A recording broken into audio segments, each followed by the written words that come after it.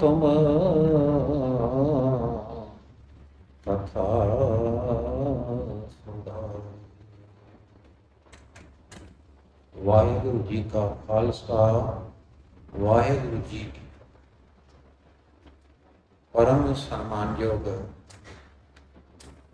जुगो जुग अटल शब्दावतार शांति के पुंज अमृत के स्वामी ज्ञान दे महान सागर दसां पातशाहियों की याद जोत श्री गुरु ग्रंथ साहिब जी महाराज जी की पावन पवित्र हजूरी विखे जुड़ी सरबत संत माई पाई। आओ सारे रल मिल के रोजाना की तरह गुरबाणी की अमृत विचार सांझी करने की कोशिश करिए।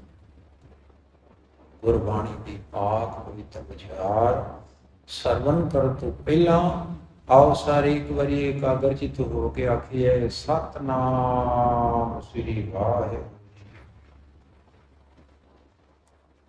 विचार लइए बाणी का मूल पाठ इस प्रकार है। वाहिगुरु जी बिलावल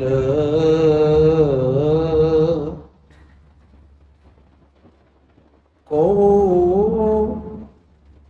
हर समान नहीं राजा, ए भूपत सब दिवस चार के झूठे करत दिवाजा। को हर समान नहीं राजा, ए भूपत सब दिवस चार के झूठे करत दिवाजा।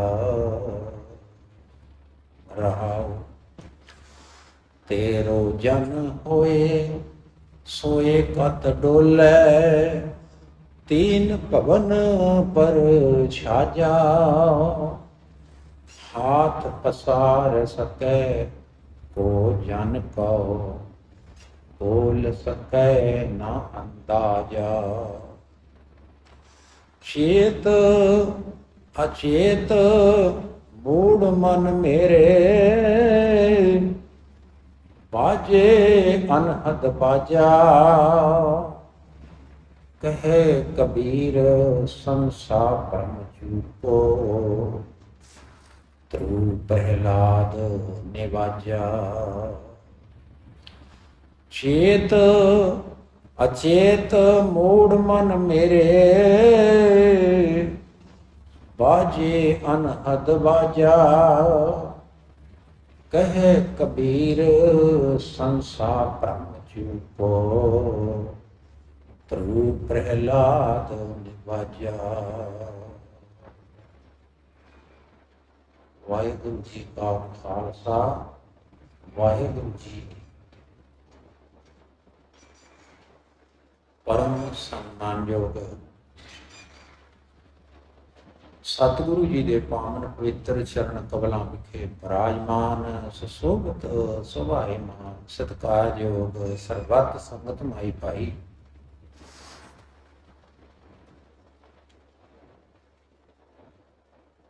आप जी ने हुणे ही जेड़ी बाणी पढ़ी गई है बहुत ही ध्यान नाल एकाग्रचित होके इस नूं सुनिया है, सरवण कीता है। आप सारिया संगतां दा बहुत बहुत धन्यवाद है।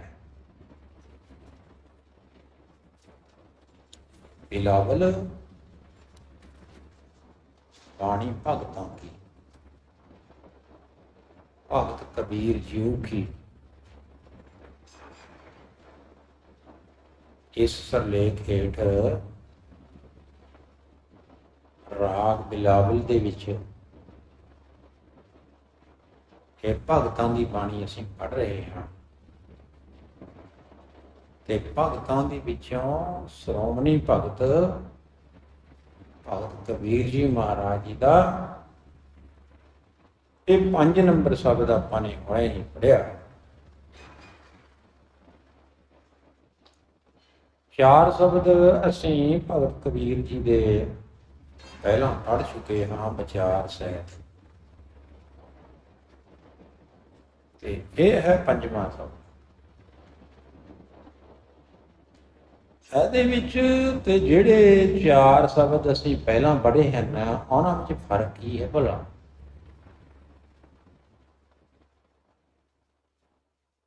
ਫਰਕ ਇਹ ਹੈ ਕਿ ਉਹ ਜਿਹੜੇ 4 ਸ਼ਬਦ ਹਨ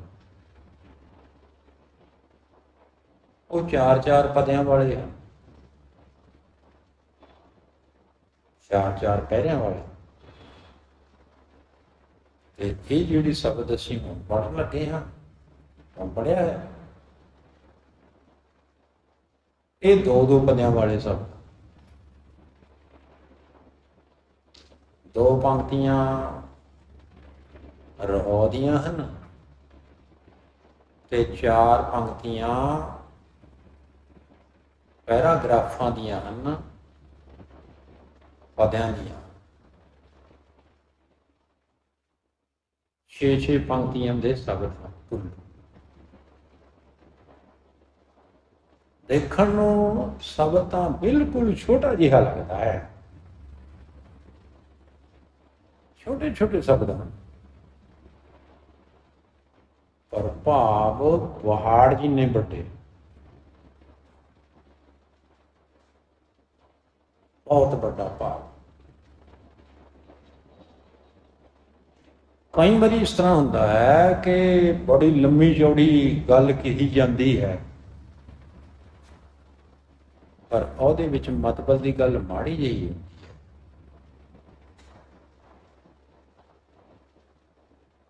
ਤੇ ਕਈ ਵਾਰੀ ਗੱਲ ਐਨ ਬਰੀਫ ਜਿਹੀ ਹੁੰਦੀ ਹੈ, ਪਰ ਵਿਸਥਾਰ ਬਹੁਤ ਵੱਡਾ ਹੁੰਦਾ। ਇਹਨੂੰ ਪੰਜਾਬੀ ਭਾਸ਼ਾ ਦੇ ਵਿੱਚ ਮੁਹਾਵਰੇ ਦੇ ਤੌਰ ਤੇ ਕਹਿੰਦੇ ਹਾਂ ਕਿ ਕੁੱਜੇ ਦੇ ਵਿੱਚ ਸਮੁੰਦਰ ਬੰਦ ਕੀਤਾ ਹੋਇਆ। ਕੁੱਜੇ ਦੇ ਵਿੱਚ ਸਮੁੰਦਰ, ਕੁੱਜਾ ਤਾਂ ਛੋਟਾ ਜਿਹਾ ਹੁੰਦਾ ਹੈ, ਸਮੁੰਦਰ ਇੰਨਾ ਵੱਡਾ ਹੁੰਦਾ ਹੈ। ਬਈ ਬਹੁਤੀ ਵੱਡੀ ਗੱਲ ਜਿਹੜੀ ਹੈ ਨਾ, ਛੋਟੇ ਜਿਹੇ ਸ਼ਬਦਾਂ ਵਿੱਚ ਕਹਿ ਦਿੱਤੀ, ਥੋੜੇ ਸ਼ਬਦਾਂ ਵਿੱਚ, ਥੋੜੇ ਬਰੀਫ ਸ਼ਬਦਾਂ ਦੇ ਵਿੱਚ ਕਹਿ ਦਿੱਤੀ, ਸੰਖੇਪ। ਅੱਜ ਜਿਹੜਾ ਸ਼ਬਦ ਅਸੀਂ ਪੜ੍ਹਿਆ ਹੈ ਹੁਣੇ, ਇਹ ਸ੍ਰੀ ਗੁਰੂ ਗ੍ਰੰਥ ਸਾਹਿਬ ਜੀ ਮਹਾਰਾਜ ਜੀ ਦੇ ਪਾਵਨ ਪਵਿੱਤਰ ਮੁਬਾਰਕ ਪੰਨਾ ਅੰਗ 856 ਦੇ ਉੱਪਰ ਪ੍ਰਕਾਸ਼ਮਾਨ ਹੈ। 856। ਅੱਜ ਦੇ ਇਸ ਸ਼ਬਦ ਵਿੱਚ ਭਗਤ ਕਬੀਰ ਜੀ ਸਾਨੂੰ ਕੀ ਉਪਦੇਸ਼ ਦੇ ਰਹੇ ਹਨ, ਸਾਨੂੰ ਕੀ ਸਮਝਾ ਰਹੇ। ਆਓ ਪਿਆਰ ਅਤੇ ਸਤਿਕਾਰ ਦੇ ਨਾਲ ਵਿਚਾਰ ਸਮਝੀਏ, ਕਿਉਂਕਿ ਆਪਾਂ ਬੈਠੇ ਹੀ ਗੁਰਬਾਣੀ ਨੂੰ ਪੜ੍ਹਨ ਵਾਸਤੇ ਹਾਂ, ਗੁਰਬਾਣੀ ਨੂੰ ਵਿਚਾਰਨ ਵਾਸਤੇ। ਆਓ ਆਪਾਂ ਸਾਰੇ ਹੀ ਆਪਣਾ ਜਿਹੜਾ ਸਮਾਂ ਹੈ ਸਫਲ ਕਰੀਏ। ਇਸ ਨੂੰ ਸਮਾਂ ਤਾਂ ਲੰਘ ਜਾਣਾ ਹੈ, ਭਾਵੇਂ ਅਸੀਂ ਗੱਪਾਂ ਮਾਰ ਕੇ ਕਰੀਏ, ਭਾਵੇਂ ਚੰਗੀਆਂ ਗੱਲਾਂ ਕਰਕੇ ਕਰੀਏ, ਸਮਾਂ ਤਾਂ ਲੰਘ ਜਾਂਦਾ।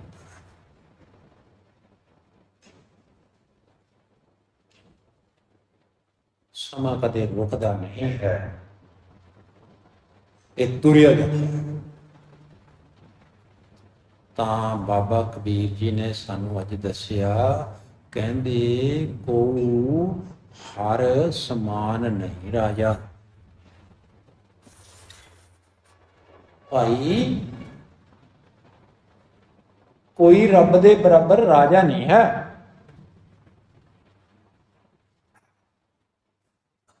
ਰੱਬ ਸਾਰਿਆਂ ਤੋਂ ਵੱਡਾ ਰਾਜਾ।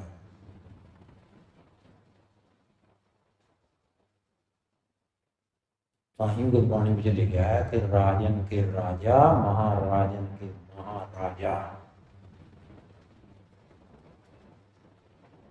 ਭਈ ਪਰਮਾਤਮਾ ਜਿਹੜਾ ਹੈ ਨਾ, ਅਕਾਲ ਪੁਰਖ ਵਾਹਿਗੁਰੂ, ਉਹ ਰਾਜਿਆਂ ਦਾ ਰਾਜਾ ਹੈ, ਮਹਾਰਾਜਿਆਂ ਦਾ ਮਹਾਰਾਜਾ ਹੈ।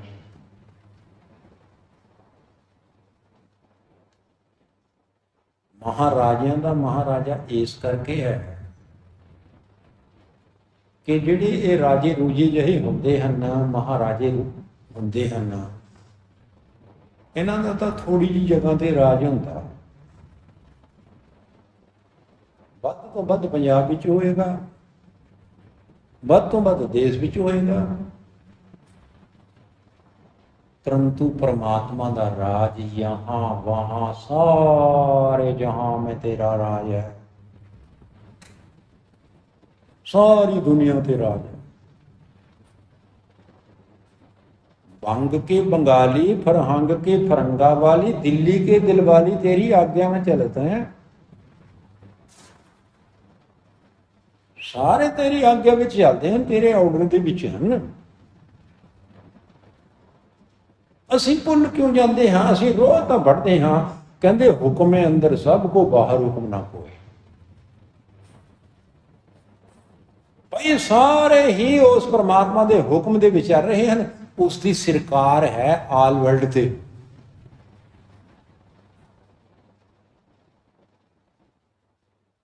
ਹਰ ਪਾਸੇ ਉਸ ਦੀ ਸਰਕਾਰ ਹੈ ਤੇ ਉਸ ਦੀ ਸਰਕਾਰ ਜਿਹੜੀ ਹੈ ਨਾ, 5 साल वास्ते नहीं है, 10 साल वास्ते नहीं है, कायम दायम सदा पातशाही। उस दी पातशाही जिहड़ी है ना, हमेशा ही कायम दायम है, पक्की है। ये नहीं कि 3 महीने बाद सरकार टुट जाएगी।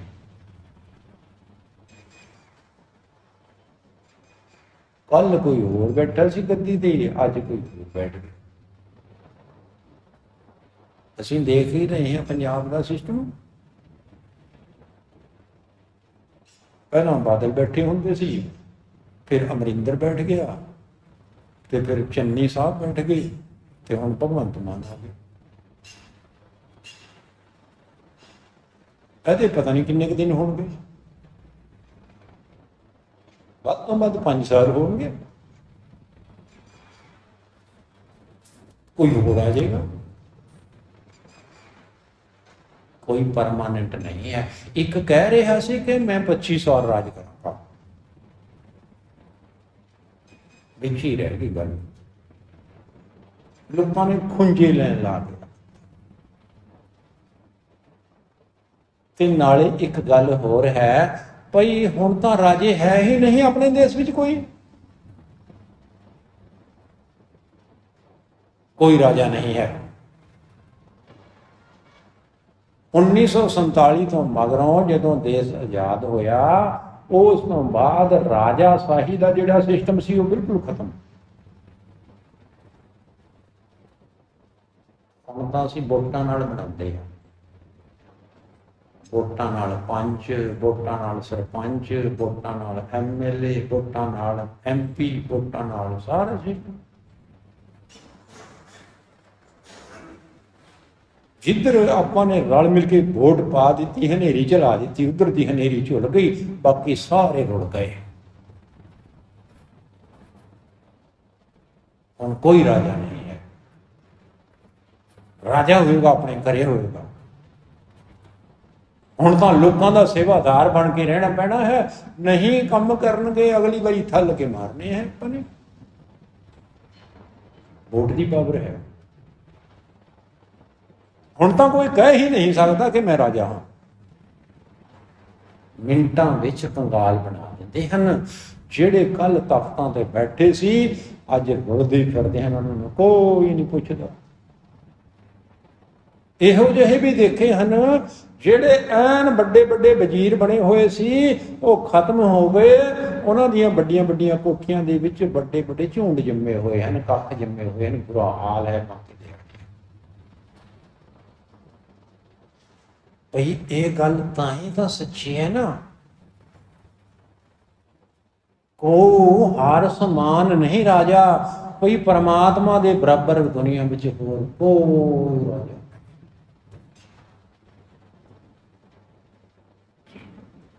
ਪਰਮਾਤਮਾ ਨੂੰ ਅਸੀਂ ਵੋਟਾਂ ਨਾਲ ਨਾ ਹਰਾ ਸਕਦੇ ਹਾਂ ਤੇ ਨਾ ਵੋਟ ਪਾ ਸਕਦੇ, ਉਹਦੇ ਨਾਲ ਅਸੀਂ ਲੜਾਈ ਵਿੱਚ ਵੀ ਨਹੀਂ ਜਿੱਤ ਸਕਦੇ। ਉਹਦਾ ਕੋਈ ਵਿਰੋਧੀ ਰਾਜਾ ਵੀ ਨਹੀਂ ਹੈ, ਉਹਦੇ ਨਾਲ ਕਿਸੇ ਦਾ ਕੋਈ ਕੰਪੀਟੀਸ਼ਨ ਨਹੀਂ ਹੈ, ਉਸ ਦੇ ਸਾਹਮਣੇ ਕੋਈ ਵਿਰੋਧੀ ਪਾਰਟੀ ਨਹੀਂ ਹੈ। ਆਕੀ ਰਹੇ ਨਾ ਕੋਈ, ਉਸ ਤੋਂ ਕੋਈ ਵੀ ਬਾਗੀ ਨਹੀਂ ਰਹਿ ਸਕਦਾ।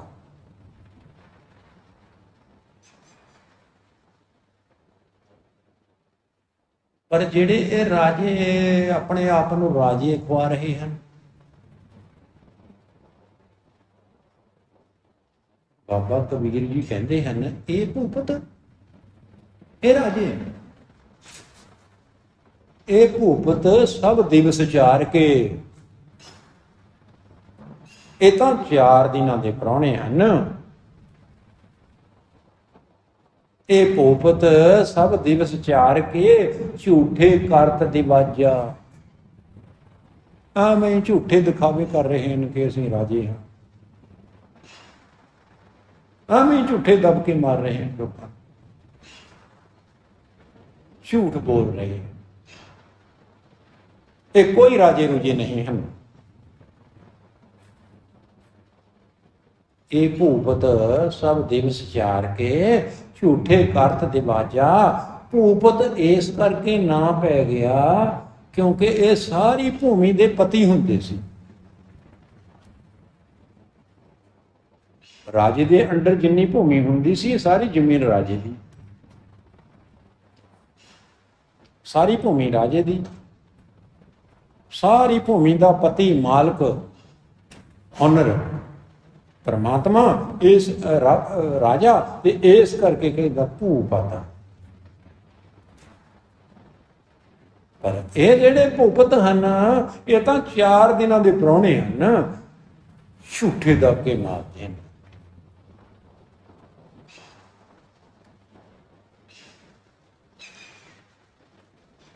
ਤੇਰੋ ਜਨ ਹੋਏ ਸੋਏ ਕਤ ਡੋਲੇ। हे प्रभु जी, ਜਿਹੜਾ ਤੇਰਾ ਜਨ ਹੁੰਦਾ ਹੈ, ਤੇਰਾ ਸੇਵਕ ਹੁੰਦਾ ਹੈ, ਤੇਰਾ ਭਗਤ ਹੁੰਦਾ ਹੈ, ਤੇਰਾ ਪਿਆਰਾ ਹੁੰਦਾ ਹੈ, ਉਹ ਇਹੋ ਜਿਹੇ ਰਾਜਿਆਂ ਤੋਂ ਥੋੜ੍ਹਾ ਡਰਦਾ ਹੈ।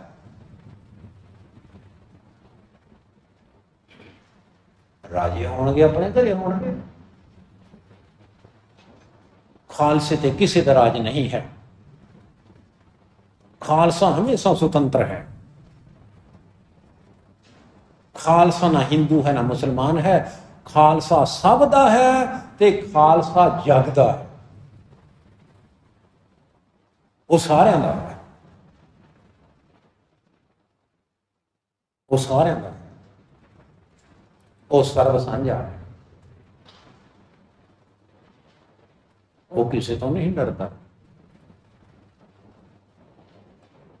ਤੇ ਪਰਮਾਤਮਾ ਦਾ ਭਗਤ ਇਹਨਾਂ ਰਾਜਿਆਂ ਤੋਂ ਡਰੇ ਤਾਂ ਕਿਉਂ ਡਰੇ?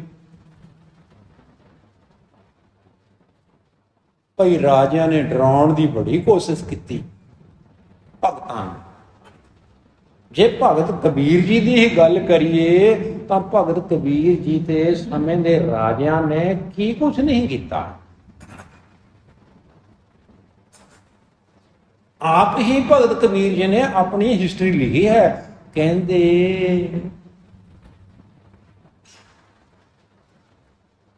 गंगा की लहर मेरी टूटी जंजीर,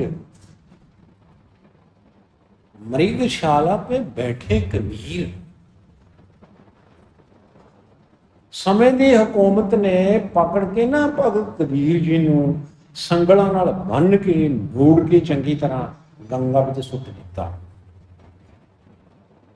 मौके दे राजे ने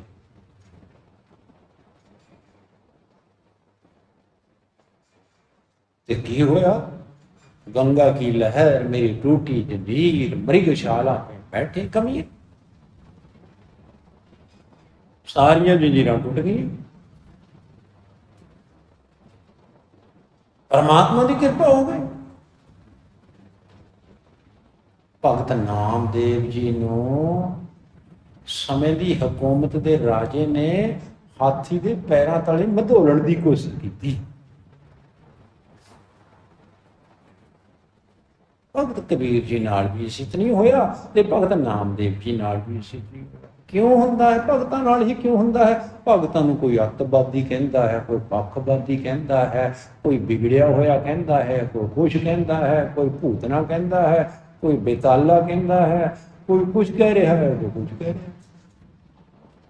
ਇਹ ਨਵੀਂ ਗੱਲ ਥੋੜਾ ਹੈ ਹੁਣ ਬਈ ਹੁਣ ਹੀ ਕਹਿਣ ਲੱਗੇ ਆ। ਇਸ ਤੋਂ ਵੀ ਪੁਰਾਣੀ ਗੱਲ ਸੁਣ ਲਓ ਤੁਸੀਂ। ਭਗਤ ਪ੍ਰਹਲਾਦ ਨਾਲ ਉਹਦੇ ਫਾਦਰ ਰਾਜਾ ਹਰਨਾਕਸ਼ ਨੇ ਕੀ ਨਹੀਂ ਕੀਤੀ?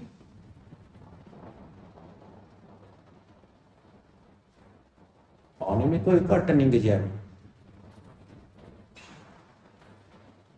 ਉਹਦੀ ਵੀ ਇਹੋ ਹੀ ਸੰਗਤ ਸੀ। ਕਹਿੰਦੇ ਤਾਂ ਵਿਗੜਿਆ ਹੋਇਆ ਹੈ, ਵੱਖਵਾਦੀ ਹੈ, ਮੇਰੇ ਤੋਂ ਵੱਖ ਹੋ ਕੇ ਚੱਲ ਰਿਹਾ ਹੈ, ਜਿਵੇਂ ਮੈਂ ਕਹਿੰਦਾ ਹੈ ਇਸ ਤਰ੍ਹਾਂ ਨਹੀਂ ਮੰਨਦਾ ਹੈ।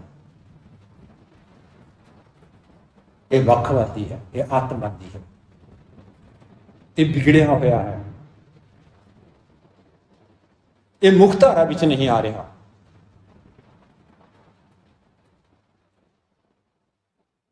ਬਈ ਸਾਰੇ ਜਿਹੜੇ ਰਾਜੇ ਹਨ ਨਾ ਕਿਉਂ ਕਹਿੰਦੇ ਹਨ ਬਈ ਜੇ ਮੱਖੀ ਵੀ ਪਰ ਮਾਰੇ ਨਾ ਸਾਡੇ ਤੋਂ ਪੁੱਛ ਕੇ ਮਾਰੇ।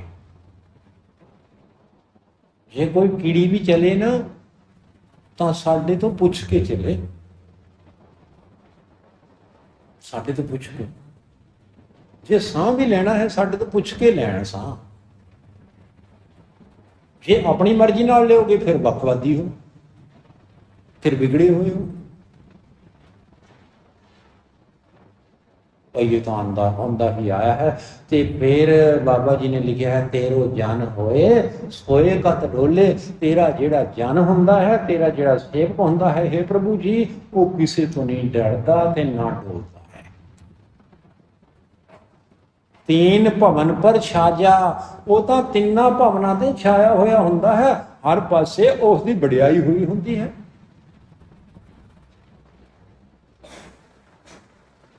हाथ पसार सकै को जन को।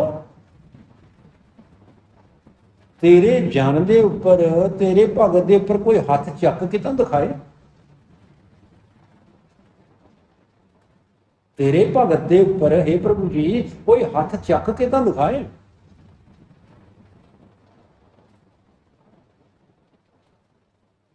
हरनाकश ने हथ चक के देखिया, कहते लिया मैं बढ़ा तेनू किरपान नाल। बनया फिरदा है भगत, लिया करा मैं तेरे टोटे टोटे। अपनी टोटे करा ले, अपनी टोटे करा ले। एक राजा कहने लगे लै तेनू देखा तू किन्ना क बड़ा संत है, किन्ना क बड़ा भगत है, मैनू तोप नाल डा दिया। आपे चिथड़ी हो गए उड़ गए। बांह कितों मिली, लत कितों मिली, सिर कितों मिली।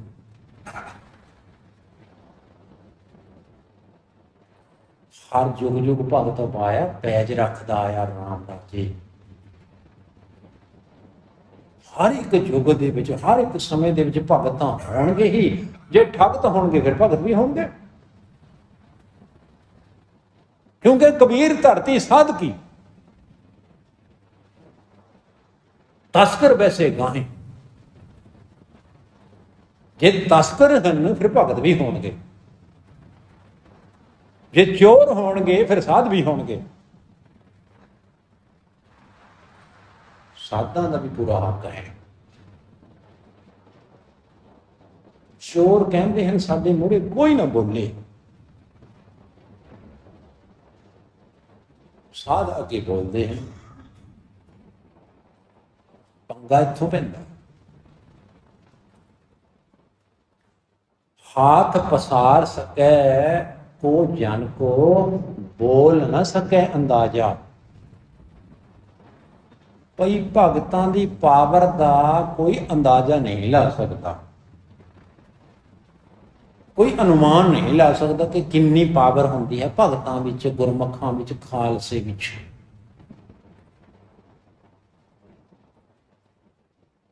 उन्हां दी पावर दा कोई अंदाजा नहीं ला सकता। पावरफुल होंदे हन, कितनी पावर होंदी है।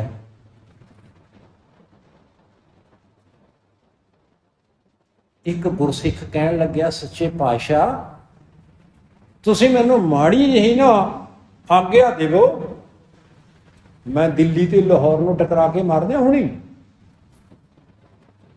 गुरु जी कहंदे ना, इहो जिहा काम नहीं करना, इस तरह का काम नहीं करना।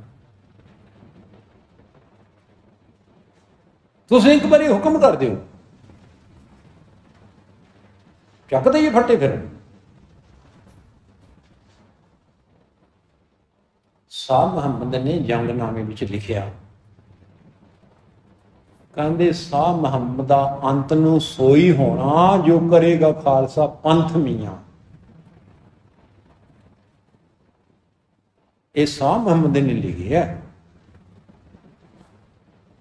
350 साल पहला। शाह मुहम्मद दा अंत नूं सोई होना जो करेगा खालसा पंथ मियां। वो ही होना है जिहड़ा खालसा पंथ करे। भाई जान रौला इस करके लिखा है, हाथ पसार सकै को जन को, बोल न सके अंदाजा। भई भगतां दी पावर दा अंदाजा कोई नहीं ला सकता, अनुमान दा अंदाजा कोई नहीं ला सकता। फिर की किया जाए? चेत अचेत मूढ़ मन मेरे, मेरे मन तू अचेत है, तैनू याद ही नहीं रहिंदा, तू भुल जाता, तेरे चेते नहीं है,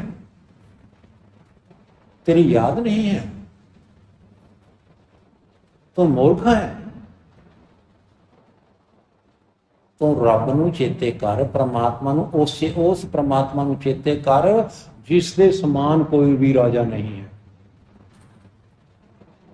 गौ हर समान नहीं राजा, ये भोपत शब्द चार के झूठे करत दिवाजा। यह मेरे मूढ़ मूर्ख मन, अचेत मन, तू उस दा चिंतन कर।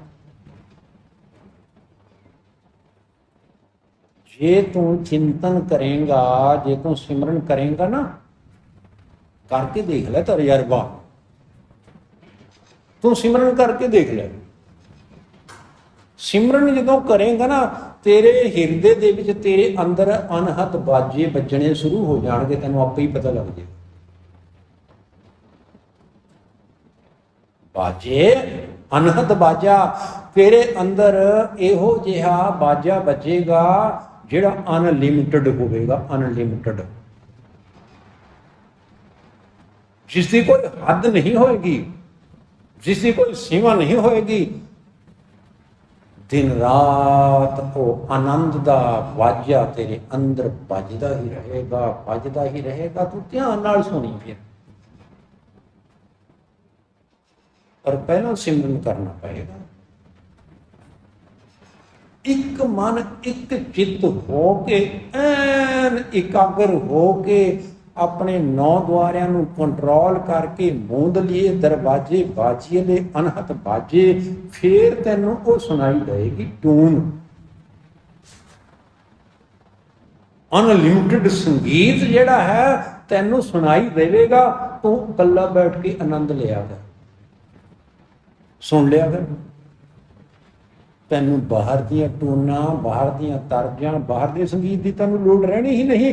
तेरा ये शरीर रूपी बाजे दे विचों संगीत उत्पन्न होंदा होया सुनाई तैनूं आप देवेगा।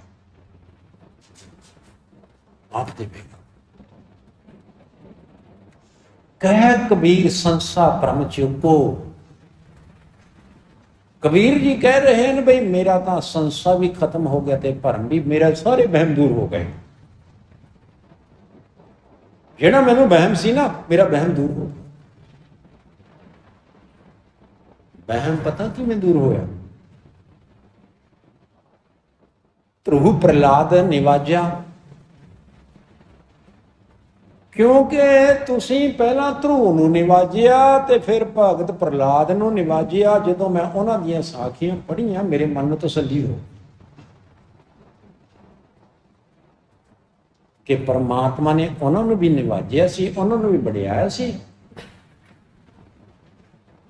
ਤੇ ਨਿਵਾਜ ਦਾ ਕੇਵਲ ਤੇ ਕੇਵਲ ਆਪਣੇ ਭਗਤਾਂ ਨੂੰ। ਗਰੀਬ ਨਿਵਾਜ, ਅਸੀਂ ਪਰਮਾਤਮਾ ਨੂੰ ਗਰੀਬ ਨਿਵਾਜ, ਗਰੀਬਾਂ ਨੂੰ ਨਿਵਾਜਣ ਵਾਲਾ, ਆਪਣੇ ਭਗਤਾਂ ਨੂੰ ਨਿਵਾਜਣ ਵਾਲਾ, ਸਤਿਕਾਰ ਨੂੰ ਕਰਨ ਵਾਲਾ, ਵਡਿਆਈ ਦੇਣ ਵਾਲਾ ਹੈ ਪਰਮਾਤਮਾ। ਉਸ ਪਰਮਾਤਮਾ ਨੇ ਭਗਤ ਧਰੁਵ ਨੂੰ ਵੀ ਨਿਵਾਜ ਦਿੱਤਾ ਤੇ ਭਗਤ ਪ੍ਰਹਲਾਦ ਨੂੰ ਨਿਵਾਜ ਦਿੱਤਾ।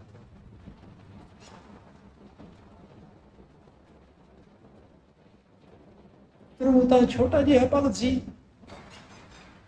5 वर्ष को अनाथ ਧਰੁਵ ਬਾਰਕ, 5 वर्ष ਦਾ ਬੱਚਾ ਸੀ। ਸਾਰੀ ਕਹਾਣੀਆਂ ਤਾਂ ਬਹੁਤ ਲੰਮੀਆਂ ਹਨ, ਸਮਾਂ ਮੰਗਦੀਆਂ ਹਨ।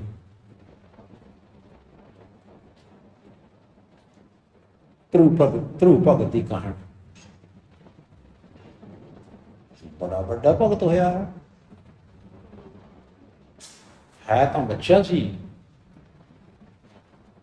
ਪਰ ਭਗਤ ਜਿਹੜਾ ਹੈ ਭਾਵੇਂ ਬੱਚਾ ਹੋਵੇ, ਭਾਵੇਂ ਬੁੱਢਾ ਹੋਵੇ, ਭਾਵੇਂ ਜਵਾਨ ਹੋਵੇ, ਭਾਵੇਂ ਮਰਦ ਹੋਵੇ, ਭਾਵੇਂ ਔਰਤ ਹੋਵੇ, ਕੋਈ ਵੀ ਭਗਤੀ ਕਰ ਸਕਦਾ ਹੈ, ਕੋਈ ਵੀ ਭਗਤ ਬਣ ਸਕਦਾ ਹੈ। ਇਹਦੇ ਵਿੱਚ ਕੋਈ ਉਮਰ ਦਾ ਤਕਾਜ਼ਾ ਨਹੀਂ ਹੈ। ਕਈ ਮੇਰੇ ਵਰਗੇ ਬੁੱਢੇ ਹੋ ਗਏ, ਉਹਨਾਂ ਨੂੰ ਭਗਤੀ ਦਾ ਪਤਾ ਨਹੀਂ ਲੱਗਿਆ। ਜਿਹੜੇ 5 ਸਾਲ ਦੇ ਸੀ ਭਗਤ ਆਪਣਾ ਧਰੁਵ ਵਰਗੇ, ਉਹ ਭਗਤ ਬਣ ਗਏ।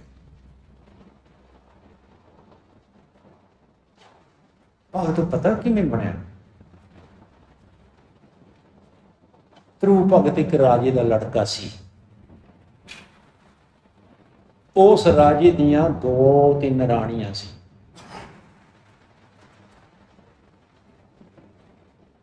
ਭਗਤ ਭਾਈ ਗੁਰਦਾਸ ਜੀ ਨੇ ਆਪਣੀਆਂ ਵਾਰਾਂ ਵਿੱਚ ਲਿਖਿਆ, ਕਹਿੰਦੇ ਧਰੁਵ ਹੱਸਦਾ ਘਰ ਆਇਆ। ਖੇਡਦਾ ਹੋਇਆ ਬੱਚਾ 5 ਸਾਲਾਂ ਦਾ, ਹੱਸਦਾ ਟੱਪਦਾ ਨੱਚਦਾ ਹੋਇਆ ਘਰੇ ਆਇਆ। ਜਦੋਂ ਘਰੇ ਆਇਆ, ਬਾਪ ਬੈਠਾ ਸੀ ਮੰਜੇ ਤੇ, ਦੌੜ ਕੇ ਬਾਪ ਦੀ ਗੋਦੀ ਵਿੱਚ ਬੈਠ ਗਿਆ। 5 वर्ष ਦਾ ਧਰੁਵ ਭਗਤ ਹੱਸਦਾ ਖੇਡਦਾ ਹੋਇਆ ਦੌੜ ਕੇ ਆਪਣੇ ਬਾਪ ਦੀ ਗੋਦੀ ਵਿੱਚ ਬੈਠ ਗਿਆ। ਜਿਹੜੀ ਮਤਰੇਈ ਮਾਂ ਸੀ, ਇੱਕ ਅਸਲੀ ਮਾਂ ਸੀ, ਇੱਕ ਦੂਸਰੀ ਮਾਂ ਸੀ, ਉਹਨੂੰ ਮਾਸੀ ਕਹਿੰਦੇ ਸੀ। ਜਦ ਉਹਨੇ ਦੇਖਿਆ ਕਿ ਧਰੁਵ ਬਾਪ ਦੀ ਗੋਦੀ ਵਿੱਚ ਬੈਠਾ ਹੈ, ਇਹ ਤਾਂ ਥੋੜਾ ਹੱਕ ਬਣਦਾ ਹੈ ਬਾਪ ਦੀ ਗੋਦੀ ਵਿੱਚ ਬੈਠਣ ਦਾ, ਮੇਰੇ ਮੁੰਡੇ ਦਾ ਬਣਦਾ ਹੈ। ਬਾਂਹ ਤੋਂ ਪਕੜ ਕੇ ਖਿੱਚ ਕੇ ਬਾਹਰ ਮਾਰਿਆ, ਚੱਲ ਤੋੜ ਇੱਥੋਂ, ਤੂੰ ਨਹੀਂ ਬੈਠ ਸਕਦਾ ਬਾਪ ਦੀ ਗੋਦੀ ਵਿੱਚ। ਬੱਚਾ ਸੀ ਵਿਚਾਰਾ, ਰੋਣ ਲੱਗ ਪਿਆ, ਖਿੱਚਤੂ ਹੋ ਗਈ, ਖਿੱਚਤੂ ਹੋਈ, ਗੋਦ ਵਿੱਚੋਂ ਕੱਢ ਕੇ ਪਰੇ ਮਾਰਿਆ ਤੇ ਬੱਚਾ ਜਿਹੜਾ ਧਰੁਵ ਭਗਤ ਸੀ ਰੋਂਦਾ ਹੋਇਆ, ਰੁਸਕਦਾ ਹੋਇਆ, ਸਿਸਕੀਆਂ ਲੈਂਦਾ ਹੋਇਆ, ਹੰਝੂ ਬਹਾਉਂਦਾ ਹੋਇਆ ਆਪਣੀ ਮਾਂ ਦੇ ਕਮਰੇ ਵਿੱਚ ਚਲਾ ਗਿਆ। ਮਾਂ ਨੇ ਦੌੜ ਕੇ ਜੱਫੀ ਪਾਈ। ਮਾਂ ਆਪਣੇ ਬੱਚੇ ਨੂੰ ਰੋਂਦਾ ਹੋਇਆ ਥੋੜਾ ਦੇਖ ਸਕਦੀ ਹੈ। कहने लगी, देख सकती हूं मैं सब कुछ होते हुए, पर नहीं मैं देख सकती तुझे रोते हुए। मैं सब कुछ देख सकती हाँ, ਜੋ ਮਰਜ਼ੀ ਹੋ ਜਾਏ ਅੱਖਾਂ ਦੇ ਸਾਹਮਣੇ, ਪਰ ਮੈਂ ਤੈਨੂੰ ਰੋਂਦਾ ਹੋਇਆ ਨਹੀਂ ਦੇਖ ਸਕਦੀ। ਕੀ ਹੋਇਆ? ਕਹਿੰਦੇ ਮੈਂ ਦੌੜ ਕੇ ਖੇਡਦਾ ਹੋਇਆ ਬਾਪੂ ਦੀ ਗੋਦ ਵਿੱਚ ਆ ਕੇ ਬੈਠਿਆ ਸੀ। ਮਾਂ ਨੇ, ਮਿੱਤਰੀ ਮਾਂ ਨੇ ਕੁੱਛੜ ਵਿੱਚੋਂ ਕੱਢ ਕੇ ਘਸੀਟ ਕੇ ਪਰੇ ਸੁੱਟ ਦਿੱਤਾ, ਬਾਂਹ ਰੋੜ ਦਿੱਤੀ, ਹੁਣ ਵੀ ਦੁਖ ਰਹੀ ਹੈ। ਕਹਿੰਦੇ ਇਹ ਬੇਬੇ ਮਾਂ ਤੂੰ ਮੈਨੂੰ ਇਹ ਦੱਸ ਬਈ ਇਹ ਘਟਨਾ ਮੇਰੇ ਨਾਲ ਕਿਉਂ ਹੋਈ ਹੈ? ਮਾਂ ਸੋਚਾਂ ਵਿੱਚ ਪੈ ਗਈ, ਕੀ ਜਵਾਬ ਦੇਵਾਂ, ਕੀ ਕਾਰਨ ਹੈ? ਜਦੋਂ ਮਾਂ ਚੁੱਪ ਕਰ ਗਈ ਤਾਂ ਧਰੂ ਕਹਿਣ ਲੱਗਿਆ, ਮਾਂ ਤੂੰ ਇਸ ਘਰ ਦੀ, ਇਸ ਰਾਜ ਦੀ ਰਾਣੀ ਹੈ ਕਿ ਗੋਲੀ ਹੈ? ਦਾਸੀ ਹੈ ਤੂੰ ਕਿ ਰਾਣੀ ਹੈ? ਮੈਨੂੰ ਤਾਂ ਪਤਾ ਨਹੀਂ ਨਾ। ਮਾਂ ਫੇਰ ਸੋਚਾਂ ਵਿੱਚ ਪੈ ਗਈ, ਹੁਣ ਕੀ ਜਵਾਬ ਦੇ? ਬੱਚਾ ਜਿੱਦ ਕਰਦਾ ਹੈ, ਬੇਬੇ ਦੱਸ ਤੂੰ ਰਾਣੀ ਹੈ ਕਿ ਦਾਸੀ ਹੈ? ਕਹਿਣ ਲੱਗੀ, ਪੁੱਤ ਰਾਣੀ ਹਾਂ ਮੈਂ ਜਨਮ ਦੀ, ਮੈਂ ਤਾਂ ਜਨਮ ਤੋਂ ਹੀ ਰਾਣੀ ਹਾਂ। ਮੇਰਾ ਬਾਪ ਰਾਜਾ ਹੁੰਦਾ ਸੀ, ਮੇਰਾ ਬਾਬਾ ਰਾਜਾ ਹੁੰਦਾ ਸੀ, ਮੇਰਾ ਪੜਬਾਬਾ ਰਾਜਾ ਹੁੰਦਾ ਸੀ, ਮੈਂ ਰਾਣੀਆਂ ਦੇ ਪੇਟ ਚੋਂ ਜੰਮੀ ਹੋਈ ਹਾਂ, ਰਾਣੀ ਹੀ ਹਾਂ। ਪਰ ਮੈਂ ਪਰਮਾਤਮਾ ਦੇ ਨਾਮ ਦਾ ਸਿਮਰਨ ਨਹੀਂ ਕੀਤਾ ਬਸ, ਇਸ ਕਰਕੇ ਮੇਰੀ ਇਹ ਹਾਲਤ ਹੋ ਰਹੀ ਹੈ। ਇਸ ਘਰ ਦੇ ਵਿੱਚ ਹੈ ਤਾਂ ਮੈਂ ਪਟਰਾਣੀ ਹੀ, ਪਰ ਜਿਹੜੀ ਦੂਸਰੀ ਰਾਣੀ ਹੈ ਉਹ ਆਪਣੇ ਨੰਬਰ ਜ਼ਿਆਦਾ ਬਣਾ ਰਹੀ ਹੈ, ਇਸ ਕਰਕੇ ਰਾਜਾ ਵੀ ਮੈਨੂੰ ਨਹੀਂ ਪੁੱਛਦਾ। ਉਹਦੀ ਚੱਲਦੀ ਹੈ ਹੁਣ ਘਰ ਵਿੱਚ। ਧਰੂ ਕਹਿਣ ਲੱਗਿਆ, ਬੇਬੇ ਇਹ ਹਾਲਤ ਕਿਉਂ ਹੋਈ?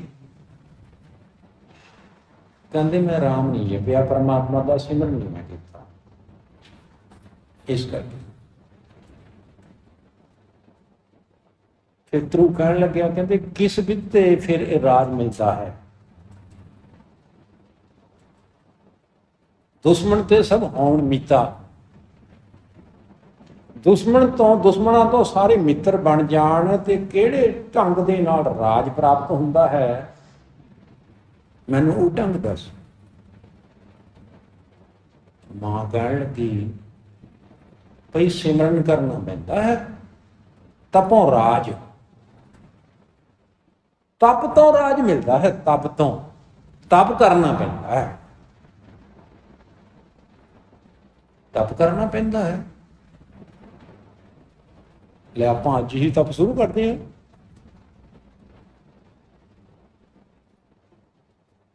ਤਪ ਕਰਨ ਵਾਸਤੇ, ਸਿਮਰਨ ਕਰਨ ਵਾਸਤੇ ਜੰਗਲਾਂ ਨੂੰ ਤੁਰ,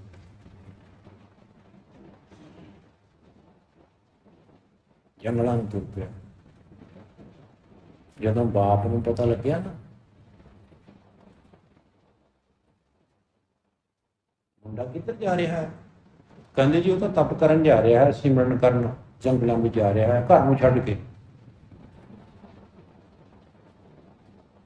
ਜੰਗਲਾਂ ਨੂੰ ਜਾ ਰਿਹਾ ਹੈ। ਬਾਪ ਵੀ ਸਮਝ ਗਿਆ, ਜੰਗਲਾਂ ਨੂੰ ਕਾਹਨੂੰ ਜਾ ਰਿਹਾ ਹੈ, ਇਸ ਤਰ੍ਹਾਂ ਕਰ ਅੱਧਾ ਰਾਜ ਤੈਨੂੰ ਦੇ ਦਿਆਂ, ਤੂੰ ਅੱਧੇ ਰਾਤ ਦੇ ਤਖਤ ਤੇ ਤੂੰ ਵੀ ਬੈਠ ਜਾ। ਧਰੂ ਪ੍ਰਹਲਾਦ ਸੋਚਣ ਲੱਗਿਆ, ਕਹਿੰਦੇ ਅਜੇ ਤਾਂ ਮੈਂ ਸਿਮਰਨ ਕਰਨਾ ਸ਼ੁਰੂ ਵੀ ਨਹੀਂ ਕੀਤਾ, ਅਜੇ ਤਾਂ ਮੈਂ ਇੱਕ ਡਿੰਗ ਵੀ ਨਹੀਂ ਪੱਟੀ, ਅਜੇ ਤਾਂ ਮੈਂ ਪੱਛੀ ਵਿੱਚੋਂ ਇੱਕ ਪੌਣੀ ਵੀ ਨਹੀਂ ਕੱਤੀ, ਅਜੇ ਤਾਂ ਮੈਂ ਕੋਹ ਵੀ ਨਹੀਂ ਚੱਲਿਆ, ਰਾਜ ਆਉਣ ਵੀ ਲੱਗ ਪਿਆ। ਬਾਪੂ ਕਹਿੰਦਾ ਅੱਧਾ ਰਾਜ ਲੈ ਲਿਆ। ਮੈਂ ਅੱਧਾ ਰਾਜ ਕਿਉਂ ਲਿਆ, ਮੈਂ ਤਾਂ ਪੂਰਾ ਲਿਆਂਗਾ। ਹੁਣ ਮੈਂ ਸਿਮਰਨ ਕਰਾਂਗਾ, ਸਿਮਰਨ ਕਰਾਂਗਾ, सिमरन विच इन्ना मगन होया, इन्ना मगन होया, इन्ना मगन होया, राज भाग तो मुक्त हो गया। ਤਾਂ ਨਾ ਚੱਲਦਾ ਹੈ ਇਸ ਤਰ੍ਹਾਂ ਬਾਣੀ ਵਿੱਚ, ਤਾਂ ਐਂਟਰੀ ਹੁੰਦੀ ਹੈ ਭਗਤਾਂ ਵਿੱਚ। ਭਗਤਾਂ ਵਿੱਚ ਬਣਿਆ ਜਾਂਦਾ ਹੈ ਕੋਈ। ਲਿਖਣ ਨੂੰ ਤਾਂ ਮੈਂ ਵੀ ਖਾਲਸਾ ਲਿਖ ਲਿਆ ਪਿੱਛੇ ਆਪਣੇ, ਫਲਾਣਾ ਸਿੰਘ ਖਾਲਸਾ। ਇਹ ਖਾਲਾ ਜੀ ਦਾ ਬਾੜਾ ਨਹੀਂ ਹੈ, ਇਹ ਬੜੀ ਵੱਡੀ ਚੀਜ਼ ਹੈ। ਅਸੀਂ ਤਾਂ ਮਜ਼ਾਕ ਸਮਝੀ ਬੈਠੇ ਹਾਂ। ਭਗਤ ਧਰੂ ਦੀ ਤੇ ਭਗਤ ਪ੍ਰਹਲਾਦ ਦੀ ਕਹਾਣੀ ਪੜ੍ਹ ਕੇ ਸੁਣ ਕੇ ਦੇਖੋ ਕਿਵੇਂ ਕੀ ਕੁਝ ਹੋਇਆ। ਅਸੀਂ ਤਾਂ ਇੱਕ ਦਿਨ ਵੀ ਨਾ ਉਹਨਾਂ ਦੇ ਪਗਸੀਆਂ ਦੇ ਨਹੀਂ ਚੱਲ ਸਕਦੇ। ਜਨ ਨਾਨਕ ਇਹ ਖੇਲ ਕਠਨ ਹੈ, ਇਹ ਜਿਹੜਾ ਖੇਲ ਹੈ ਬੜਾ ਕਠਨ ਹੈ। ਪਰ ਉਹਨਾਂ ਦੇ ਜੀਵਨ ਨੂੰ ਅਤੇ ਗੁਰਬਾਣੀ ਨੂੰ ਕਸਬੱਟੀ ਸਮਝ ਕੇ ਆਪਣੇ ਜੀਵਨ ਨੂੰ ਪਰਖ ਕੇ ਦੇਖੀਏ ਕਿ ਅਸੀਂ ਕਿੱਥੇ ਖੜੇ ਹਾਂ ਤੇ ਬਾਣੀ ਕਿੱਥੇ ਹੈ। ਫਰਕ ਪਤਾ ਕਿੰਨਾ ਹੈ? ਕਿੱਥੇ ਰਾਜਾ ਭੋਜ ਤੇ ਕਿੱਥੇ ਗੰਗੂ ਤੇਲੀ, ਫਰਕ ਪਤਾ ਕਿੰਨਾ ਹੈ? ਜ਼ਮੀਨ ਅਤੇ ਅਸਮਾਨ ਜਿੰਨਾ। ਅਸਮਾਨ ਕਿੰਨਾ ਉੱਚਾ ਹੈ ਤੇ ਜ਼ਮੀਨ ਕਿੰਨੀ ਥੱਲੇ ਹੈ, ਇਹਦੇ ਵਿੱਚ ਅੰਤਰ ਦੇਖੋ, ਡਿਸਟੈਂਸ ਕਿੰਨਾ ਹੈ, ਫਰਕ ਕਿੰਨਾ ਹੈ। ਇੰਨਾ ਸਾਡੇ ਵਿੱਚ ਤੇ ਗੁਰਬਾਣੀ ਵਿੱਚ ਅਜੇ ਫਰਕ ਹੈ। ਪਰ ਲੋੜ ਹੈ ਇੱਕ ਮਿੱਕ ਹੋਣ ਦੀ। ਪਰ ਦਿੱਲੀ ਅਜੇ ਬੜੀ ਦੂਰ ਹੈ। ਪਰ ਜੇ ਆਪਾਂ ਕਦਮ ਦਰ ਕਦਮ, ਕਦਮ ਦਰ ਕਦਮ, ਸਟੈਪ ਬਾਏ ਸਟੈਪ ਚੱਲਦੇ ਰਹੀਏ, ਏਕ ਰਾਹੇ ਪਤ ਪੌੜੀਆਂ ਚੜੀਏ, ਹੋਏ 21, ਇੱਕ ਦਿਨ ਦਿੱਲੀ ਤੇ ਵੀ ਅਸੀਂ ਜਾਵਾਂਗੇ। ਸ਼ਾਹ ਮੁਹੰਮਦ ਨੇ ਪਤਾ ਕੀ ਲਿਖਿਆ ਅੱਗੇ? ਕਹਿੰਦੇ ਸ਼ਾਹ ਮੁਹੰਮਦਾ ਕਿਸੇ ਨਾ ਅਟਕਣਾ ਈ, ਸਿੰਘ ਲੈਣਗੇ ਦਿੱਲੀ ਨੂੰ ਮਾਰੂ। ਤੇ ਇਉਂ ਵੀ ਲਿਖਿਆ ਹੈ ਸੌ ਸਾਖੀ ਵਿੱਚ, ਕਹਿੰਦੇ ਦਿੱਲੀ ਤਖਤ ਪਰ ਬਹੇਗੀ ਆਪ ਗੁਰੂ ਕੀ ਫੌਜ। ਦਿੱਲੀ ਤਖਤ ਪਰ ਬਹੇਗੀ ਆਪ ਗੁਰੂ की फौज, दौलत लंगर लाएगी खूब करेगी मौज। ये मैं थोड़ा लिखा है, सौ साखी विच लिखा है, तुसीं पढ़ लो, इत्थे पई है। शाह मुहम्मद का जंगनामा इत्थे पिया है, पढ़ लो। मैं तो केवल पढ़ के सुनाया है, तो पता नहीं गलत लिखा है, पता नहीं ठीक लिखा है, तो मेरा की कसूर है? भला आप पढ़ो, तसल्ली करो। तो हुण कथा की तो है समाप्ति। ते एक बेनती है, बेनती बच्चों का